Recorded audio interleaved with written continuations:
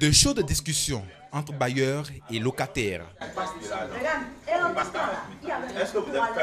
Il y a quelques années en arrière, ces échanges tendus qui tournaient autour de plusieurs dysfonctionnements étaient plus fréquents. Mais une réforme est venue siffler la fin de la récréation. Cette réforme, la voici. La loi numéro 2018-12 du 2 juillet 2018 portant régime juridique du bail à usage d'habitation domestique en République du Bénin. Les populations, fondamentalement, surtout de Cotonou, ont insisté sur la question de la réglementation des baux à usage d'habitation. Nous en avons fait un élément essentiel et nous l'avons promis aux populations qu'une fois au Parlement, nous nous battrons pour ça. Cette loi-là, le gouvernement l'a soutenue et nous sommes même allés en séminaire parlementaire sur financement du gouvernement. C'est fait, cette loi-là vient d'être votée.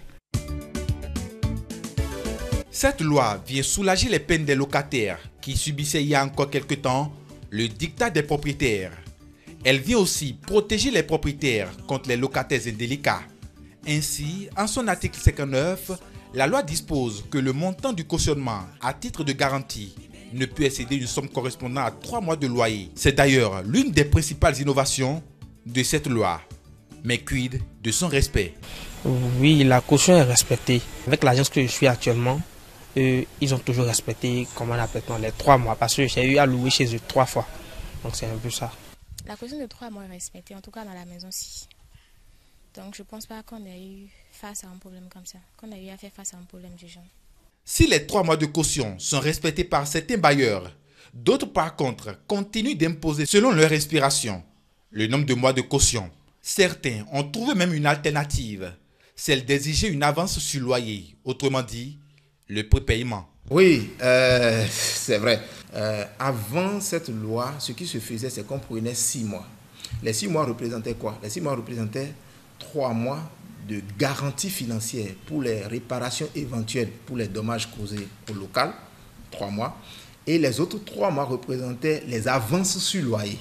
C'est-à-dire, quand la personne dit je n'ai pas le loyer ce mois-ci, il y a ces avances sur loyer qui couvrent ces impayés-là. Lorsque la personne dit, le locataire dit je veux sortir dans 3 mois, elle peut décider de ne plus payer le locataire, bien sûr, il peut décider de ne plus payer le loyer. D'accord? Ces avances sur loyer couvrent. Donc, ce que le législateur a fait, c'est de dire que ce n'est plus obligatoire de prendre ces avances sur loyer. Vous prenez juste la garantie financière et la personne s'engage, le locataire s'engage à payer régulièrement le loyer. Il y en a qui viennent, ils paient les 3 mois de caution, mais ils décident eux-mêmes de compléter des avances sur loyer, des prépayés de 3 mois, de 6 mois et autres. On prend. Mais ce que la loi nous impose de faire et qu'on respecte, c'est que si la personne dit « je n'ai que les 3 mois de garantie financière, louer, je veux louer votre maison », on ne peut pas refuser. Parlant de plaintes devenues presque récurrentes, c'en est une. Quand on veut rentrer dans la maison, les démarcheurs prennent une part. Pourquoi? Et pourtant, l'article 29 de la loi est bien clair. Il stipule que la commission ne peut excéder 50% du loyer mensuel. Une réglementation qui divise parfois des marchés et agences immobilières qui exigent une commission d'1 mois de loyer. Je suppose un client, il vient chez nous tout de suite, il dit qu'il veut louer ça chez nous. Mais il est accompagné d'un démarcheur. Il dit au démarcheur qu'il n'a que la moitié de l'agence des frais de commission à payer.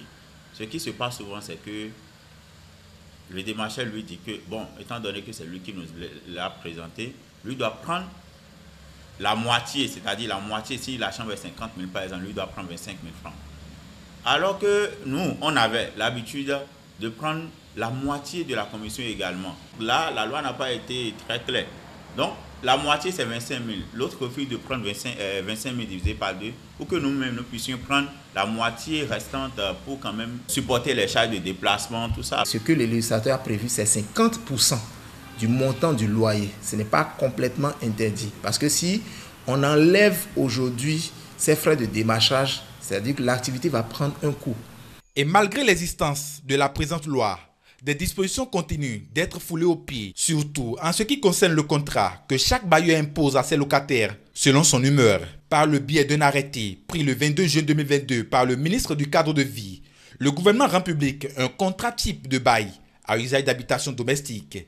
Malgré cela, les vieilles habitudes persiste. Je peux vous répondre tout de suite que nous, on n'utilise pas exactement le même formulaire, mais quand même, si vous prenez le formulaire de l'État, le contrat type, et vous prenez notre contrat, vous allez voir qu'il n'y a pas grande différence. Dans ce contrat, il est prévu tous les types de relations qui peuvent exister entre le bailleur et son locataire. Le législateur est suffisamment averti pour prendre cette décision-là qui va s'appliquer à tous les citoyens béninois. Il suffit juste que chacune des parties puisse respecter les dispositions légales en la matière. Avec ce contrat type, chaque partie prenante est protégée, mais les difficultés n'en manquent pas.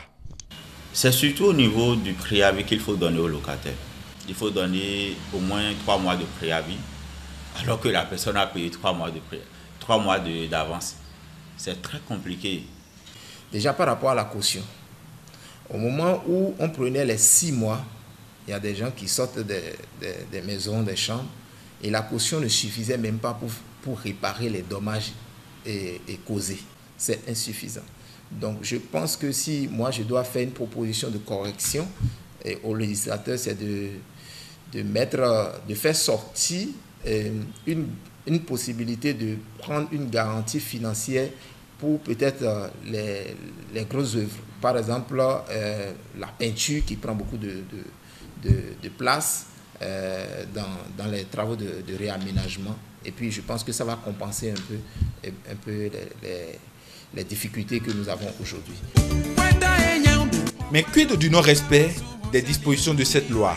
En droit commun, lorsque les parties ne respectent pas les engagements qu'ils prennent dans l'établissement, dans la conclusion du contrat, évidemment, il y a des sanctions. La loi a prévu, par exemple, des amendes qui peuvent être données à des personnes comme des démarcheurs qui ne sont pas formalisés, mais qui exercent leur activité en toute impunité.